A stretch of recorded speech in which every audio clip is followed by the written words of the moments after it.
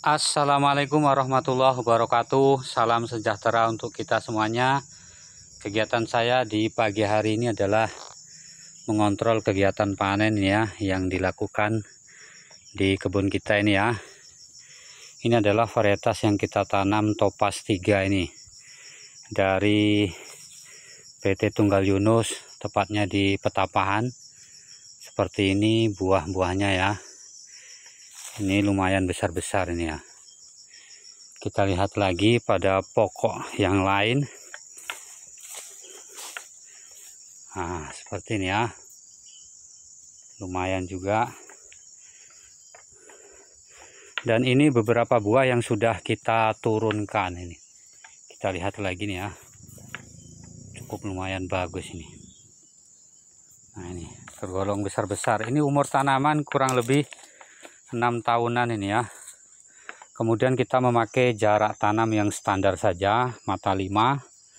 Kemudian pada kesempatan kali ini kita akan berbagi ilmu ataupun sharing sedikit tentang kebun kelapa sawit kita ini ya. Varietas dari Topaz yang mana bisa kita lihat di sini buahnya juga cukup lumayan bagus, tetapi ada beberapa catatan yang perlu diperhatikan di sini.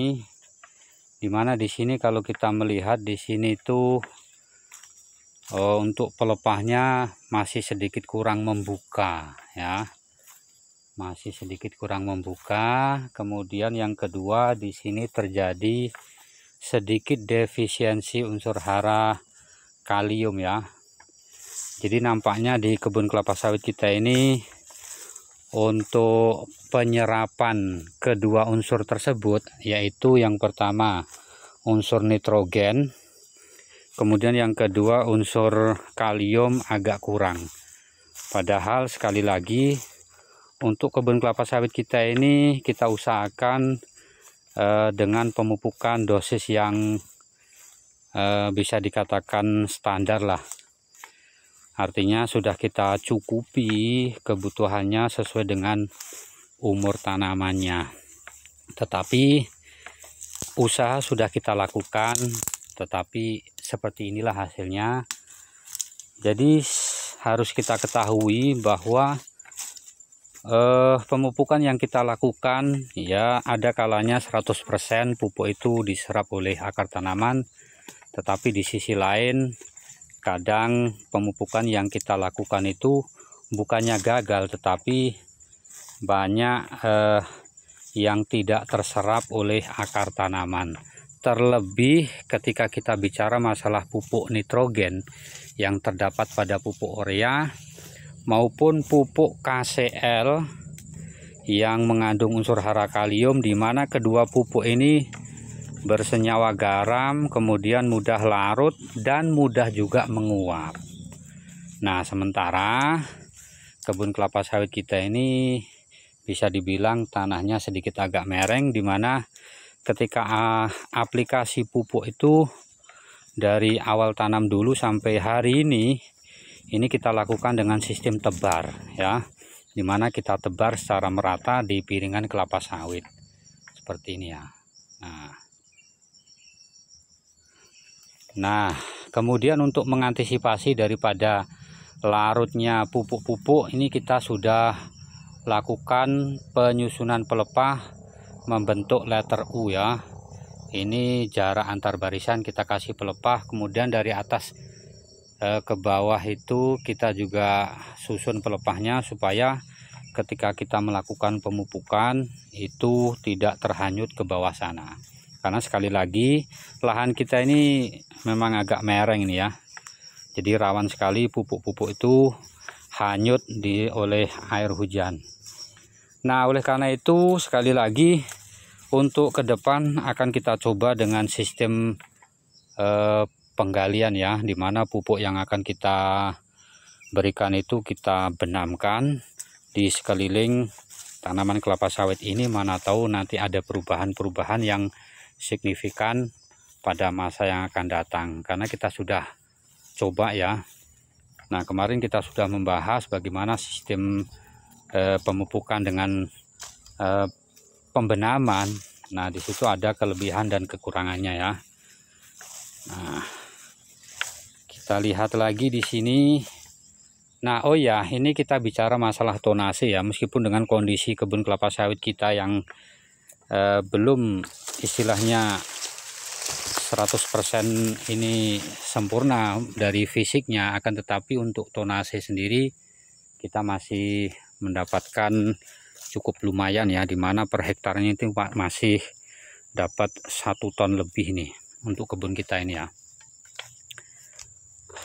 Tetapi saya yakin ketika kedua unsur hara yang sudah saya sebutkan tadi, di mana nitrogennya itu terserap secara sempurna, kemudian kaliumnya diserap secara sempurna, saya yakin ini produksinya ini akan lebih mantap lagi nih.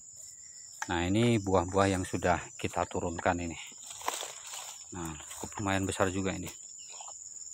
Oke. Nah, ini kemudian ini sisipan-sisipannya, dimana dulunya ini memang buah Malaysia ini ya, dan ada beberapa batang yang memang sengaja kita tinggalkan karena kalau seandainya kita bongkar maka akan rugi nih ya. Kalau kita melihat ini buahnya ini cukup lumayan bagus nih ya, besar-besar. Nah ya, jadi pada intinya untuk unsur hara nitrogen dengan kalium ini memang sangat rawan sekali terjadi penguapan maupun pencucian ya oleh air hujan. Oleh karena itu memang harus hati-hati ketika kita memupuk, supaya pupuk itu dapat diserap secara maksimal oleh akar tanaman. Nah, mungkin untuk kebun kita ini memang ini untuk penyerapan kedua unsur hara tersebut kurang maksimal, sehingga menyebabkan ya pelepahnya ini agak kurang membuka. Nah, kemudian untuk pupuk yang kita pakai di kebun kelapa sawit kita ini masih sama ya, artinya kita memakai pupuk tunggal, dolomit, rock fosfat, kemudian urea, KCl, dan borak dengan dosis yang standar ya. Nah, ini masih sipan sudah mulai berbuah. Oke, kita lihat lagi di tanaman yang lain. Ini rata-rata memang seluruh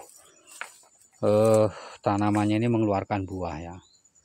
Jadi jarang kita jumpai di sini ya. Ini bekas lahan kaplingan ini yang tidak berbuah.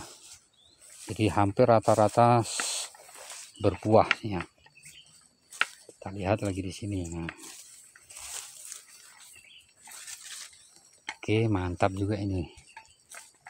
Ini lagi yang sisipan sudah mulai nampak buahnya. Tuh. Kemudian kita lihat lagi di sini. Nah, oke ya.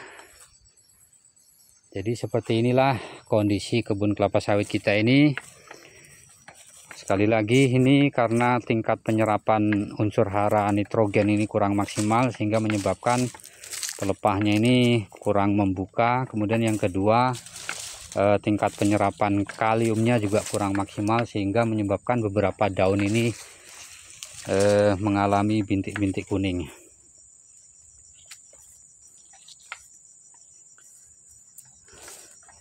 Secara keseluruhan sudah lumayan ini. Oke, nah ini sebagai bahan evaluasi kita pada pemupukan yang akan datang. Mudah-mudahan untuk yang akan datang dengan pemupukan yang akan kita lakukan ini hendaknya akan memberikan perubahan yang signifikan. Terima kasih bagi yang sudah menonton. Salam petani kelapa sawit Indonesia.